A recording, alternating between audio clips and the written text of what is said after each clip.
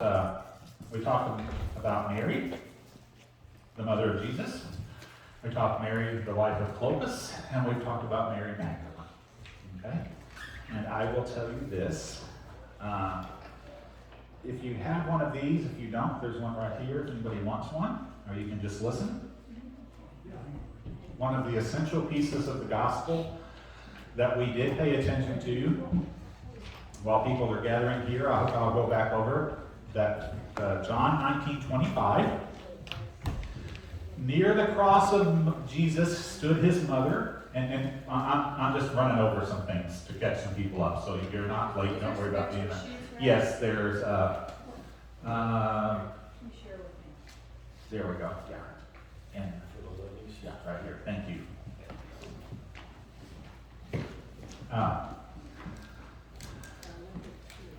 The one piece that we really looked at is near the cross of Jesus stood his mother's sister, Mary the wife of Clopas, and Mary Magdalene. Which sounds like there's 4 people there. Okay? But in reality, if you look at the punctuation, it could be 3 people. Jesus stood his mother's sister, Mary the wife of Clopas, being the same person, and Mary Magdalene. So we don't know for sure how many people were there. But, as we're going to find out today, one of the scriptures mentions a lady named Salome. Okay? And I don't know how familiar you are with the name Salome. You've heard that in the Bible. But the Salome we're going to talk about this morning is not the same Salome that we've heard of before. Okay? So we're going to find out who Salome was. Was Salome the sister of Jesus? Was Salome Mary's sister? Mary, Jesus' mother's sister, or Jesus' aunt? And why is she important? But Mark specifically states, come on, you're not bothering me. Mark specifically states in chapter 15, 40, 41, some women were watching from a distance. Among them were Mary Magdalene. Did you want to give one a... Yeah, I grab it. Sorry. That's okay. There you go. And another one, okay. But Mark specifically states some women were watching from a distance. Among them were Mary Magdalene, Mary the mother of James, the younger, and of Joseph, and Salome. So Mark explicitly states that Salome was there. And in Galilee, these women had followed him and cared for his needs. Many other women who had come up with him to Jerusalem were also there. So one of the interesting things about Mark is this is talking about the foot of the cross, and it not only mentions those women, but that there were many other women who had came up with him to Jerusalem were also there. So they had followed Jesus. And we also talked about how a lot of these women had to be wealthy people, because the scriptures say that they were they supported them out of their own means. So how did they get their money, etc.? But they had some means. We also talked about how women were kind of second-class citizens sometimes, but in some ways they were not. In synagogue and so forth, women didn't have much of a voice. But in actual business affairs, etc., in the Jewish culture, women did have a voice. They were free to have their own money. They were free to have their own estates, to own their own properties, to own their own businesses. And some of the businesses we talked about, if you remember, may have been cooking and cleaning, those kinds of things, servant jobs, but also pottery, hairdressing, and one of the big ones was midwifery, which we're going to talk about a little today. Now, who was Salome? Now, Salome, in the Greek version, is nothing more than shalom. So your street is Salome, okay? Which means peace. That's all it means. But if you don't know, George and Judy live on Shalom Street, okay? And that's a traditional Jewish greeting, shalom, and it just simply means peace. But Salome is just a variation of that. There is a variation of a name that is very popular right now with a lot of girls in high school and junior high. That is Nevaeh. Anybody know what that is? It is heaven spelled backwards.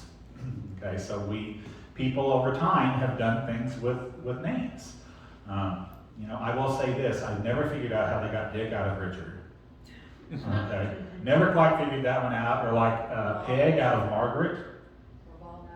Bob out of Robert. I can see Rob, but not Bob. And I know some people who are Margaret that were called Peggy. And that's a fairly common one for one. I don't know where those come from, but, so we've done things with names ourselves. You all know Uncle Diz. I didn't know he had a first name. I thought Diz was his name for years. Like 12 years old when she couldn't find him in the phone book. And Mom said, well, that's not his name. Right? It's Larry. Wow, didn't know that. Want to clarify this, though, that this is not the same Salome that danced for Herod Antipas. That's the famous one. The Salome, the dance of the 7 veils and asked for John the Baptist's head on the platter. And that's in the Gospels too. That was a forerunner of Christ, of course, and you may have heard that name associated with that.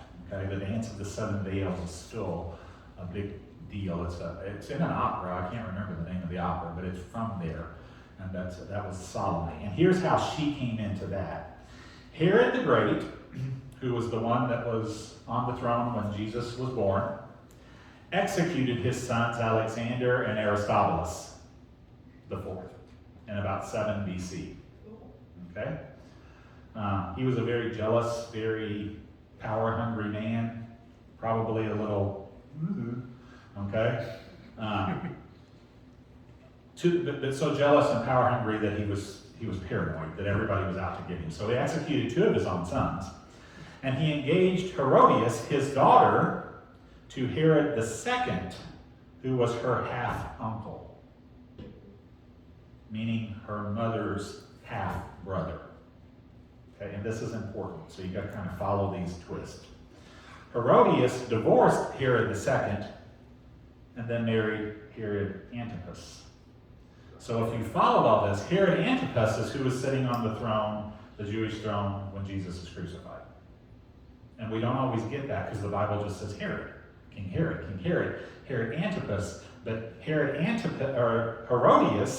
was the daughter of the great King Herod that killed all the boys in Bethlehem, was then married to her half-uncle and divorced him and married Herod Antipas, which probably was her half-brother, who was on the throne when Jesus was crucified.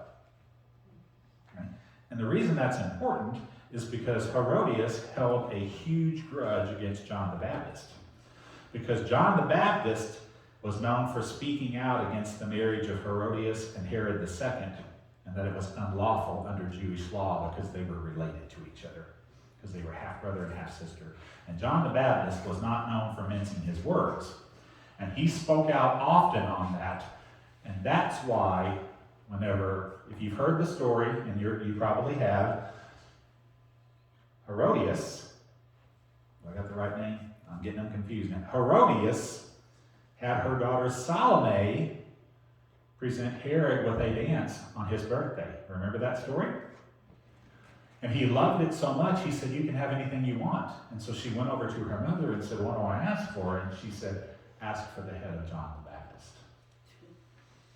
And so he was beheaded, and it was brought to Herod and Salome and Herodias on a silver platter. Okay? The origin sum of having things handed to you on a silver platter.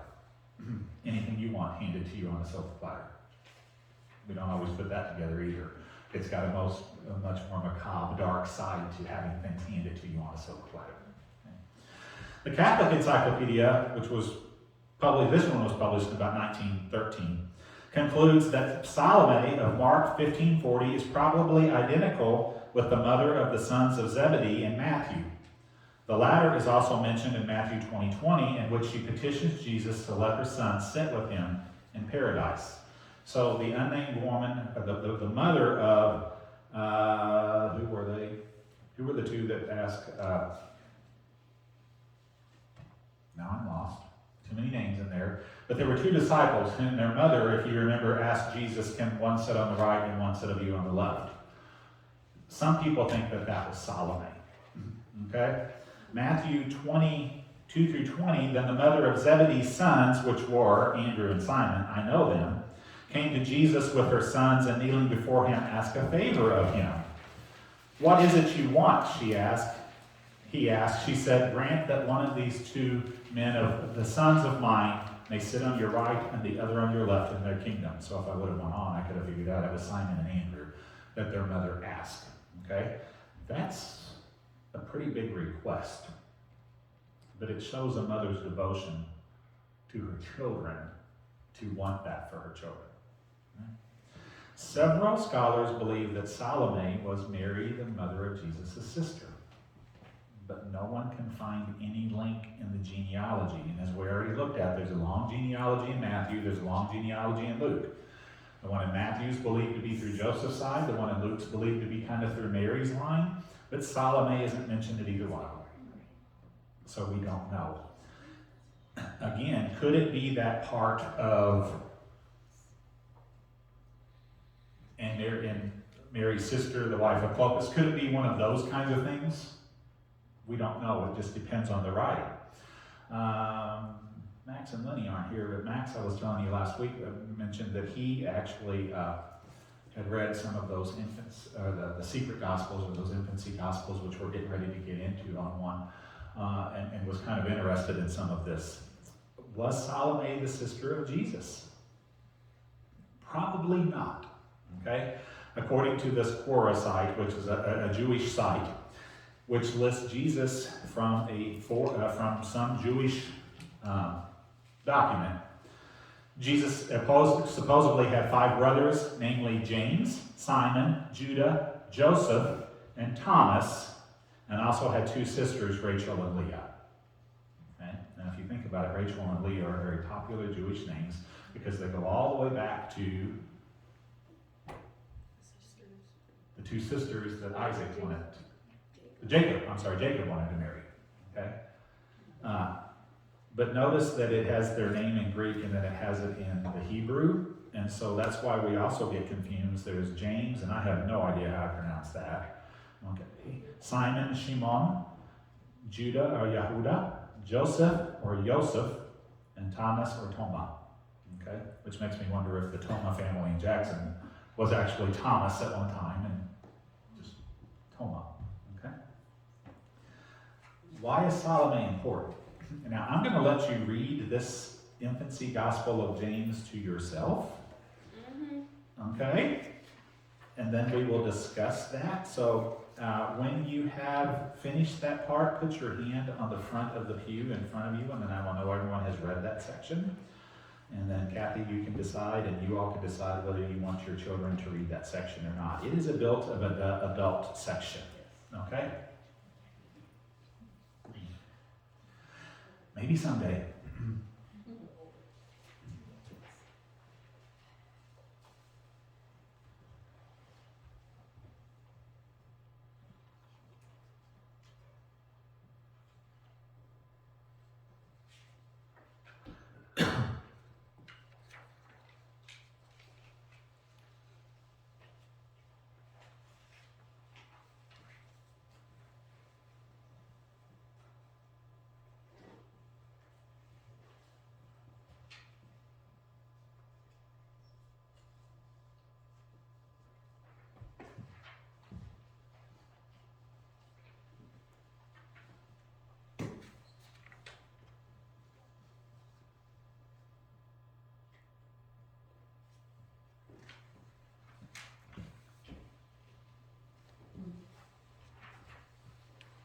Pretty much finished.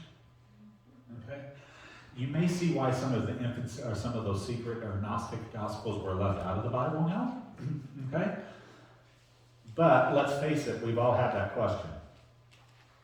And if we've had it, everybody else had the same question. Mary says she was a virgin when she gave birth, but how do we know? Okay. According to that gospel, Salome was the midwife that verified it. And if you read the one section, it says, suddenly an angel of the Lord appeared to her, saying, Salome, Salome, the Lord has heard your entreaty. Stretch out your hand to the child and lift him up, and he will be your salvation and your joy. And that made me think of Like in Advent, how we said all those little things that came together to prove to Mary and Joseph that this truly was the Son of God. Maybe there were lots of little things that happened with other people for them to go out and say, he is the Son. This is miraculous. Okay? And I know that's kind of a sensitive topic, but because it's important of why Salome is there. Because it could explain the devotion to Jesus. And if so, Salome was devoted to Jesus from the day of his birth, which makes her probably the longest or oldest disciple. Not the oldest, the most veteran, the longest serving disciple. Don't know why she was not mentioned very often or anything, but it makes you think. Okay? And like I said, I think part of my job in Lent is to try to make you think a little bit. Think outside the box. Is this all true? I don't know. But it makes you think about things. According to Bible Gateway, which is a very solid site, Salome was one of the saintly women who followed Jesus in Galilee and ministered unto him. Appears to have been one of his disciples from the outset of his public ministry, which if she had been there all along, then from the very outset, when he first started ministering, she would have followed. Right? She had no doubt whatever to his messiahship and faced no difficulty in persuading her sons, James and John, so here James and John become Salome's sons, to accompany her in the obedience of her master's words. Both Zebedee and Salome, by their life and teaching, prepared their children to follow Jesus. That they never forgot their home influence and instruction is seen in the depth of devotion, wide range of vision, and godly joyousness of the writings of James and John, who became apostles. Clearly reveal, the writings clearly reveal. Salome remained a faithful disciple of Jesus up to the very end. And she was present at the crucifixion, beholding that grim scene afar off, even when her two sons had withdrawn. So Bible Gateway puts it together that she was the mother of James and John. Her husband was probably Zebedee. That because of Salome, that may have been why the sons followed. That may have been why Jesus went to them, because they already knew, he may have already known his mother, their mother is a supporter. Their mother understands. Okay? Salome is the symbol of obedience to the Lord's word. Okay? Of just doing what you're supposed to do. And one of it's because she sacrificed herself and her whole family to go out and to be disciples for Jesus. So the lesson of servanthood, when the mother of Zebedee's sons came to Jesus with her sons and kneeling down asked a favor of him. This makes more sense too if you think about that Salome may have been there all along. Because we've always been taught that this woman was kind of bold. But if Jesus had known this woman from the day he was born, this request makes much more sense. Okay? Then the mother of Zebedee's sons came to Jesus with her sons and kneeling down asked a favor of him. What is it you want? He asked, and she said, grant that one of these two sons of mine may sit at your right and the other at your left in your kingdom. You don't know what you're asking, Jesus said to them. Can you drink the cup I am going to drink? We can, they answered. And Jesus said to them, you will need to drink from my cup, but to sit at my right hand or left, it is not for me to grant. These places belong to those for whom they have been prepared by my Father. When the 10 heard about this, they were indignant with the two brothers. Jesus called them together and said, you know that the rulers of the Gentiles lord it over them, and their high officials exercise authority over them. Not so with you. Instead, whoever wants to become really great among you must be your servant, and whoever wants to be first must be your slave. Just as the Son of Man did not come to be served, but to serve, and to give his life as a ransom for many. Now there's a tie right there in the sermon today of being the slave that does the task of washing the feet and cleaning up and doing all of those things. But it also, I just have to tell you this, Peggy Borkfield, I knew my entire life, okay? So if Peggy could get away with asking me something much more bold, maybe than somebody else, because I knew her forever, okay? Linda's kind of, if Linda would say, now, here's $20, I want you to go up to Pocahontas Meat sometime and buy me some summer sausage. Okay. Because I grew up with her kids, and I was kind of like her kid in a way, and she can order me around a little bit. Does that make sense? Okay? And you all have those relationships with people. My point here is that Salome may have had a little bit of that relationship with Jesus, which is why she was brave enough to say, can one of my sons sit on your right and one on your left? Because if you've known someone that long, there's a totally different relationship. Okay? That's just the way it is. When you've known someone for so long and you're so comfortable, suddenly she doesn't look as demanding. She looks more of like, I'm asking a favor. I'm wanting something. Almost like family. Almost like family. Yeah. I need you to come over and help me pick the beans. I need you to, could you make sure that the kids are taken care of? That's ultimately what she's doing. So we study Salome because she is really the ultimate obedience to God's word. If we take what's in the infancy gospel of James as fact, she was there from the beginning, which I find kind of heartwarming, that someone had known, besides Mary and Joseph, that somebody else knew that this is true. So, thanks for taking part in these. They've been interesting. And like I said, I try to find something to make us think a little bit, but this one was short because honestly, there is just not much information out there on Salome. There's just not much there. So I found what I could. So. Oh, by the way, The Chosen that I told you about is on YouTube. If you want to watch lots of commercials, it is very well done, but I also mentioned The Young Messiah, that book that was written by Anne Rice that was turned into a movie. That is on Netflix if you have Netflix. You can watch The Young Messiah free. I mean, you pay for your Netflix subscription, but it's on Netflix. It's a good movie if you want to watch something like that during Lent. Okay? So, thanks for staying, everybody. We'll have on Sunday next Sunday.